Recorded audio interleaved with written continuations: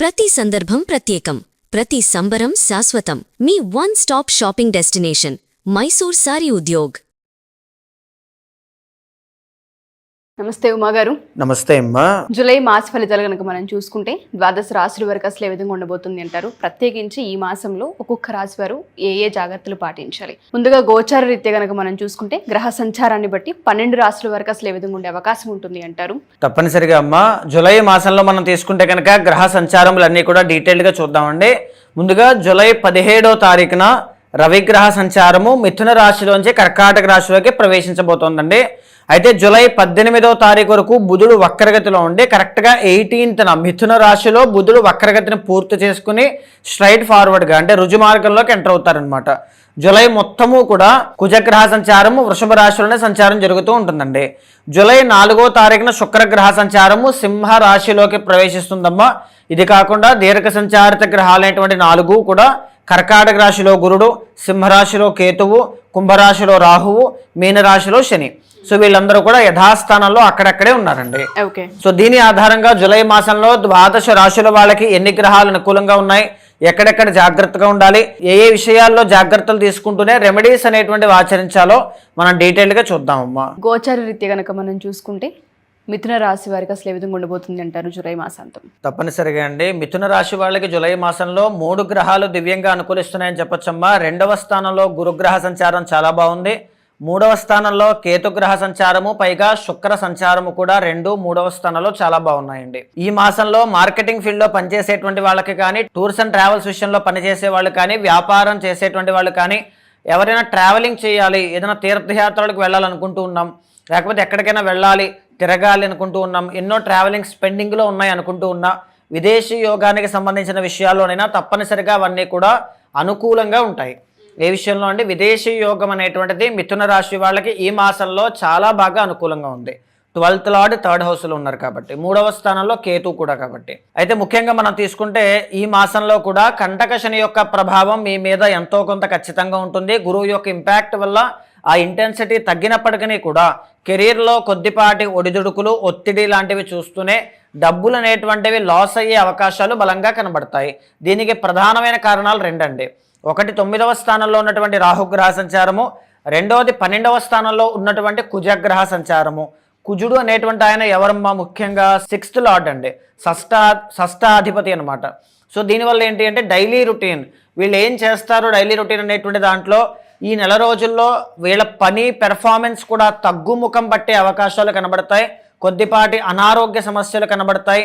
అది frequent fevers కావచ్చు, చెవిపోట్లు కావచ్చు, బ్లడ్కి సంబంధించిన ఆరోగ్య సమస్యలు కావచ్చు, ఇలా బాడీ హీట్ వల్ల వచ్చేటువంటి సమస్యలు ఏదైనా కావచ్చండి. ఆ అనారోగ్య సమస్యలతో పాటుగానే కొద్దిపాటి ఆర్థిక పరమైనటువంటి ఇబ్బందులు, చిన్న చిన్న అప్పులు చేసేటువంటి అవకాశం కానీ, శత్రువులు పెరిగే అవకాశం కానీ, విపరీతమైనటువంటి ఖర్చులు పెరగడం కానీ ఎక్కువగా 12వ స్థానంలో కుజుడు వల్ల తప్పనిసరిగా కనబడతాయండి.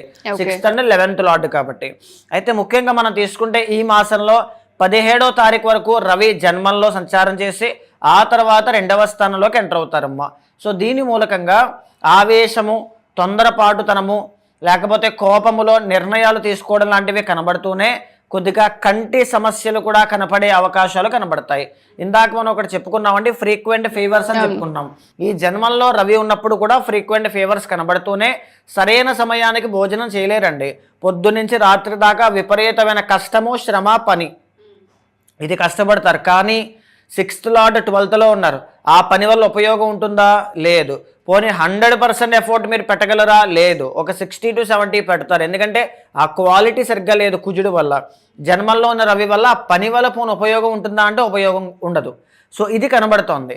సో ఈ 17వ తారీఖు దాకా ఈ శ్రమ, శారీరక శ్రమ అనేటువంటిది చాలా ఎక్కువ అవుతుందండి. 17వ తారీఖు దాటిన తర్వాత ఇంకా సూపర్ టాప్ అలా ఏమీ కాదు, అక్కడ కూడా యావరేజ్గానే ఉంది. అక్కడ కూడా యావరేజ్గానే ఉంది. 2వ స్థానంలో ఉన్నటువంటి రవి ఏం చేస్తారు?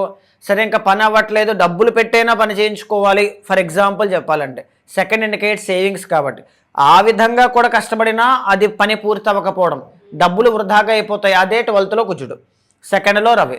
సో మిథున రాశి వాళ్ళకి ఈ మాసంలో కొద్దిపాటి ఖర్చులు కనబడుతూ ఉన్నాయి. ఖర్చులు అంటే డబ్బులు మాత్రమే కాదమ్మా, శరీరము, శారీరక శ్రమ, మానసిక శ్రమ, టైము అన్నీ కూడా ఖర్చులే, ఓకే. అన్నీ ఖర్చు అవుతాయి అన్నమాట. సో ఈ మాసంలో కొద్దిగా జాగ్రత్తగా ఉండాలి. 3వ స్థానంలో శుక్ర సంచారం అనేటువంటిది అనుకూలంగా ఉంది. పంచమాధిపతి కదండి. సో దీని మూలకంగా మీరు ఏదైనా సంతాన ప్రయత్నాలు ఏదైనా చేస్తూ ఉంటే తప్పనిసరిగా ఈ మాసంలో బాగుంటుంది. తర్వాత పిల్లలకి సంబంధించిన విషయాల్లో వాళ్ళకి సంబంధించిన నిర్ణయాలు ఏమైనా తీసుకోవాలి అనుకుంటూ ఉన్నా, వాళ్ళకి సంబంధించిన బాధ్యతలు నిర్వర్తించాలి అనుకుంటూ ఉన్నా, ఏదైనా వాళ్ళ దగ్గర నుంచి మీరు శుభవార్త వినాలి అనుకుంటూ ఉన్నా ఈ మాసంలో 4వ తారీఖు తర్వాత, జూలై 4th తర్వాత నుంచి జూలై మాసం అంతా కూడా పిల్లలకి సంబంధించిన అంశంలో చాలా బాగుంది. రెండో అంశం ఏం చెప్పుకున్నామండి, విదేశీ యోగం. వెళ్ళాలి, ట్రావెలింగ్ చేయాలనుకుంటే గన్ షాట్ మీరు ఖచ్చితంగా వెళ్ళే అవకాశాలు అయితే కనబడతాయి. పిల్లలకి సంబంధించి కూడా కంప్లీట్గా పాజిటివ్గా ఉంది. అయితే ఇంకొక మాట ఏంటి అంటే 7th and 10th లార్డ్ అయిన గురుడు ఫేవరబుల్గా ఉన్నారు కాబట్టి ఒకవేళ వ్యాపారం పెట్టాలి అనుకుంటే, వివాహ ప్రయత్నాలు చేయాలనుకుంటే, వ్యాపారం పెట్టాలనుకుంటున్నామండి, కంపెనీ స్టార్ట్ చేయాలనుకుంటున్నాం, సో ఆల్రెడీ అధిక జ్యేష్ఠ మాసం వెళ్ళిపోయింది కాబట్టి మేము స్టార్ట్ చేయొచ్చా, ఆషాఢ మాసం వచ్చేలోపు మేము చేయొచ్చా, ఇలాంటి ఆలోచనలు చాలా మందికి ఉంటాయి. సో ఈ మాసంలో డెఫినెట్గా ఆ కంపెనీస్ పెట్టడానికో, వ్యాపారం స్టార్ట్ చేయడానికో, లేదా వ్యాపారం ఆల్రెడీ ఉంటే దాన్ని గ్రో చేయడానికో, లాభాలు చూడడానికో తప్పనిసరిగా ఈ మాసం అనేది చాలా బాగా కలిసి వస్తుంది. 2వ స్థానంలో గురుగ్రహ సంచారం వల్ల మీ మాటకి బలము పెరిగే అవకాశం కనబడుతుంది. కానీ 17వ తారీఖు దాటిన తర్వాత బాగా గమనిస్తే రవి కూడా అదే 2వ స్థానంలోకి వస్తారు. సో దానివల్ల అదే మాట వల్ల చిన్న చిన్న గొడవలు అయ్యే అవకాశం కూడా ఉంటుంది. మాట పట్టింపులు లాంటివి సెకండ్ హాఫ్లో ఎక్కువగా చూస్తారు. అయితే బాగా గమనిస్తే 10th లార్డ్ కూడా గురుడేనండి. 10th లో ఎవరున్నారు, శని ఉన్నారు. ఈ గురువు యొక్క దృష్టి శని మీద పడుతోంది కాబట్టి శని యొక్క ఇంపాక్ట్ తగ్గుతోంది. అయినప్పటికీ కూడా కంటక శని యాక్టివ్లో ఉంటుంది కాబట్టి శనికి సంబంధించిన మినిమల్ పరిహారములు ఏమైనా ఉంటే చేసుకోండి. 8 శనివారాలు లేకపోతే ప్రతి శనివారం రావి చెట్టు కింద దీపాన్ని వెలిగించడము ఇలాంటివి చేసుకోండి. తర్వాత ఇక్కడ గురువు అనేటువంటి ఆయన స్ట్రాంగ్గా ఉన్నారు కాబట్టి మీ కెరీర్ బిల్డ్ అవ్వడానికి చూస్తూ ఉన్నారు. చూడండి, చాలామంది జూన్ 2వ తారీఖు తర్వాత బాగుంటుంది అంటే ఆ జూన్ తర్వాత మాకు ఏది బాగాలేదండి, అందరూ బాగుంది. సో పేషెన్స్ అనేది చాలా ఇంపార్టెంట్ అండి, డెఫినెట్గా చాలా చాలా ఇంపార్టెంట్.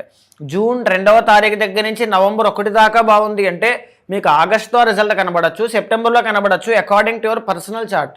మీ పర్సనల్ చార్ట్లో కూడా ఆ ప్లానెట్స్ అన్నీ కూడా ఒకేసారి అలైన్ అయినప్పుడు, మీ ప్రయత్న బలం కూడా అలైన్ అయినప్పుడు, ఆ పరిస్థితులన్నీ కూడా మీకు కలిసి వచ్చినప్పుడు నవంబర్ మాసంలోపు ఖచ్చితంగా ఆ గుడ్ రిజల్ట్స్ అనేటువంటివి మీరు చూస్తారు. కానీ పేషెన్స్ అనేటువంటిది చాలా అవసరం మిథున రాశి వాళ్ళకి. ఎందుకంటే శని దోషం ఉన్న వాళ్ళకి, ఎస్పెషల్లీ కొన్ని రాశుల వాళ్ళకి గురుబలం ఉండి శని దోషం కూడా ఉన్న వాళ్ళు ఉన్నారు. వాళ్ళకి పేషెన్స్ అనేది చాలా అవసరం అండి. సో కెరీర్ పట్ల పేషెన్స్తో ఉండండి. డెఫినెట్గా గురుబలం ఉంది, బృహస్పతి మీకు తోడుగా ఉన్నారు.